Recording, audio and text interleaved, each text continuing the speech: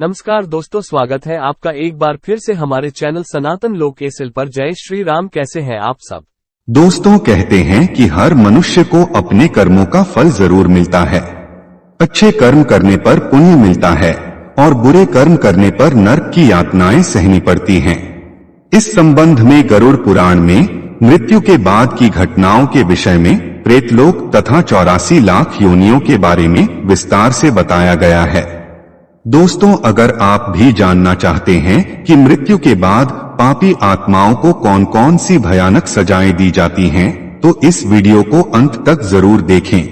दोस्तों, गरुड़ पुराण के 4थे अध्याय में विष्णु भगवान ने बताया है कि किन पापों के कारण पापी मनुष्य यमलोक और नरक में प्रताड़ित किए जाते हैं तथा किन पापों के कारण महादुखदायी वैतरणी नदी में गिरते हैं। पक्षीराज गरुड़ के प्रश्नों के उत्तर में भगवान विष्णु ने कहा है कि जो व्यक्ति शुभ कर्म से विमुख हैं, हमेशा पाप कर्मों में लगे हुए हैं, वे लोग एक नरक के बाद दूसरे नरक को और एक दुख के बाद दूसरे दुख को तथा एक भय के बाद दूसरे भय को प्राप्त होते रहते हैं। यमलोक में प्रवेश करने के 4 द्वार हैं। इनमें से पूर्व, पश्चिम और उत्तर के द्वार से धार्मिक आत्माएं प्रवेश करती हैं और जो पापी होते हैं उन्हें दक्षिण द्वार से ले जाया जाता है। यमलोक पहुंचने का दक्षिणी मार्ग महादुखदायी है। इसी मार्ग में वैतरणी नदी है। पीप और रक्त से भरी इसी वैतरणी नदी में पापी व्यक्ति डूबते उतराते अनेक। गरुड़ पुराण में व्यक्ति के पापों के अनुरूप मिलने वाली सजाओं का विस्तार से वर्णन किया गया है। दोस्तों, हमारे शास्त्रों में 5 महापापों का उल्लेख है। इनमें से एक महापाप चोरी करना है। यदि कोई व्यक्ति दूसरों के पैसे लूटता है या पैसे की धोखाधड़ी करता है तो यमदूत उसे रस्सी से बांधकर नरक में पीटते पीटते ले जाते हैं। जब तक वह बेहोश नहीं हो जाता तब तक उसे पीटा जाता है और होश में आने के बाद फिर से पीटा जाता है। दोस्तों, गरुड़ पुराण में बताया गया है कि जो व्यक्ति ब्राह्मण और गौ की हत्या करता है उसे वैतरणी नदी के कष्ट सहने के बाद घोर नरक भोगना पड़ता है। गरुड़ पुराण के मुताबिक वैतरणी नदी देखने में बड़ी ही भयानक है। इस नदी में खून और मवाद गरम लावे की तरह खौलता रहता है। नदी के तट पर हड्डियों के ढेर लगे हैं। पापी व्यक्ति को इस नदी को पार करके निकलना होता है। जो महापापी घर, गांव या जंगल में आग लगाता है, यमदूत उसे ले जाकर अग्निकुंडों में पकाते हैं। वह पापी अग्नि में जलता हुआ लावा पीता है। जब पापी छाया की याचना करता है तो यमदूत उसे असिपत्र नामक वन में ले जाते हैं, जहां तलवार के समान तीक्ष्ण पत्तों से उसके अंग कट जाते हैं। यमदूत उससे शीतल छाया में सुख की नींद सोने को कहते हैं, लेकिन कटे हुए अंगों के कष्ट से उसे नींद नहीं आती। जब वह प्यास से व्याकुल होकर जल पीने की इच्छा से पानी मांगता है तो दूतों के द्वारा उसे खौलता हुआ तेल पीने के लिए दिया जाता है। उस तेल के पीते ही उसकी आंतें जल जाती हैं और वह गिरकर कराहने लगता है। किसी प्रकार फिर से उठकर अत्यंत दीन की भांति प्रलाप करता है।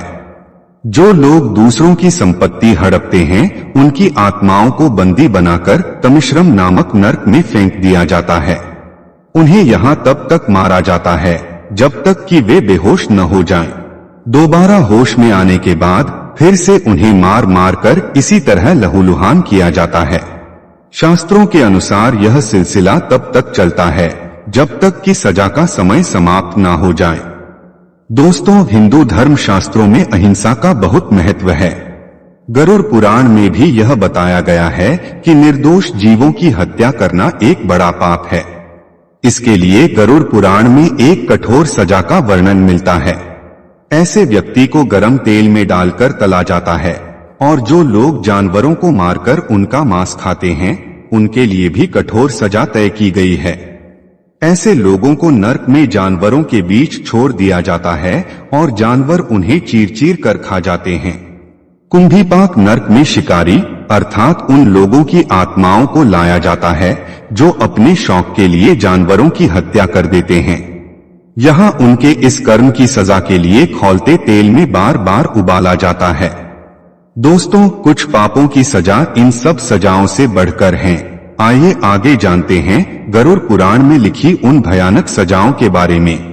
गरुड़ पुराण में ऐसे व्यक्ति के लिए भी बेहद खतरनाक सजा तय की गई है जो बड़े बुजुर्गों का अपमान करते हैं या उन्हें घर से निकाल देते हैं। ऐसे व्यक्ति को नर्क की आग में तब तक डुबोया जाता है जब तक उसकी खाल न निकल जाए। हिंदुओं का प्राचीन धर्म शास्त्र मनुस्मृति के 3 अध्याय में एक बहुत ही प्रसिद्ध पंक्ति है, यत्र नार्यस्तु पूजन्ते रमन्ते तत्र देवता है, अर्थात जहाँ नारी की पूजा की जाती है, उसका सम्मान किया जाता है, वहाँ देवताओं का वास होता है। गरुड़ पुराण के मुताबिक महिलाओं के साथ दुष्कर्म करने वाले या उन्हें धोखा देने वाले मनुष्य को जानवर की श्रेणी में रखा गया है।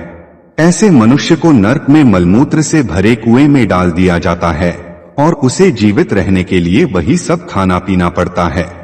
दोस्तों, हमारे शास्त्र कहते हैं कि ऐसे पति पत्नी जो एक दूसरे के साथ केवल तब तक रहते हैं जब तक एक दूसरे के पैसे का उपभोग कर सकें, उन्हें मृत्यु के बाद नर्क भोगना पड़ता है। ऐसे लोगों को नर्क में लोहे की गर्म सलाखों से पीटा जाता है। गरुड़ पुराण के अनुसार अंधात्मश्रम नर्क उन पति पत्नियों की आत्माओं के लिए हैं जो एक दूसरे को केवल लाभ या उपभोग की वस्तु समझते हैं। अंधात्मश्रम नर्क में उनकी आत्माओं को मारा जाता है और यह सिलसिला बहुत लंबे समय तक चलता है। केवल यही नहीं बल्कि शास्त्रों में यह भी बताया गया है कि गुरु हमें अच्छे और बुरे का ज्ञान देते हैं, इसलिए गुरु को पिता समान माना गया है और गुरु की पत्नी को मां का दर्जा दिया गया है। गुरु की पत्नी के बारे में बुरा सोचने वाले महापापी कहलाते हैं। ऐसे लोगों को मरने के बाद जयंती नामक नर्क भोगना पड़ता है। वहीं जो लोग दूसरे के पति या पत्नी पर बुरी नजर डालते हैं, मरने के बाद नर्क में उनके अंगों पर पिघला हुआ लोहा डालकर उनको पीटा जाता है। गरुड़ पुराण में आत्महत्या को निंदनीय अपराध माना गया है क्योंकि धर्म के अनुसार कई योनियों के बाद मानव जीवन मिलता है। ऐसे में उसे व्यर्थ गवा देना मूर्खता और अपराध बताया गया है। कहते हैं कि जो व्यक्ति आत्महत्या करता है उसकी आत्मा हमारे बीच ही भटकती रहती है, उसे स्वर्ग या नर्क में स्थान नहीं मिलता और न ही उसे किसी योनि में दोबारा जीवन मिलता है। ऐसी आत्माओं को तब तक ठिकाना नहीं मिलता जब तक उनका समय चक्र पूर्ण नहीं हो जाता है। इसीलिए आत्महत्या करने के बाद जो जीवन होता है वो ज्यादा कष्टकारी होता है। गरुड़ पुराण में अनेक पापों का वर्णन किया गया है जिसे करने के बाद व्यक्ति को वैतरणी नदी के घोर कष्ट झेलने पड़ते हैं। आइए संक्षेप में उन पापों को जानते हैं जिसके कारण आत्मा को वैतरणी नदी के कष्ट दिए जाते हैं। गरुड़ पुराण के अनुसार बाल हत्या करने वाले, स्त्री और गौ की हत्या करने वाले तथा गर्भपात कराने वाले सभी पापी व्यक्ति वैतरणी नदी में गिरते हैं। इसके अलावा गुरु, देवता, बालक, ब्राह्मण अथवा स्त्री के धन को चोरी करने वाला वैतरणी नदी के कष्ट पाता है।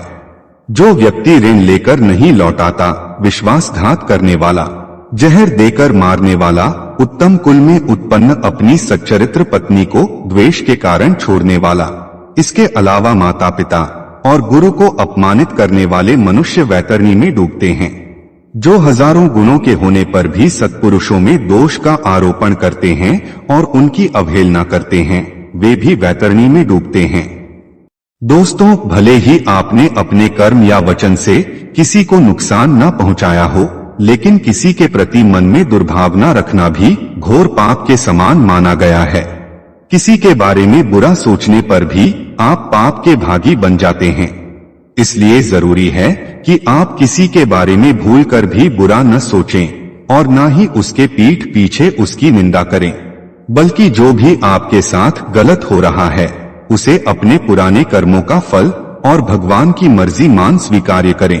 यकीन मानिए, जैसे जैसे आप इसका अभ्यास करते जाएंगे वैसे वैसे आपके जीवन में सकारात्मकता, संतोष, प्रसन्नता और भक्ति बढ़ती जाएगी।